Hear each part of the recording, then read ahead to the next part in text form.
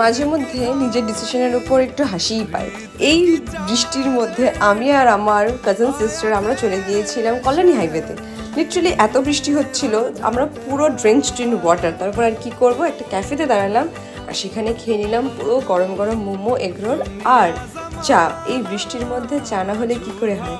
তো ফাইনালি আমরা একটা শেল্টার পেয়েছি আর এখানে খাবার এনজয় করছি। সবথেকে বড় কথা কি বলো তো, আমি আরও যখনই একসঙ্গে থাকি না, এইসব অ্যাডভেঞ্চারাস জিনিস আমাদের লাইফে হতেই থাকে। এটা নতুন কিছু না, ছোট থেকে যতবার আমরা একসাথে রয়েছি কিছু না কিছু অ্যাডভেঞ্চারাস হবেই। তোমাদের যদি এরকম স্টোরি থাকে প্লিজ জানিও।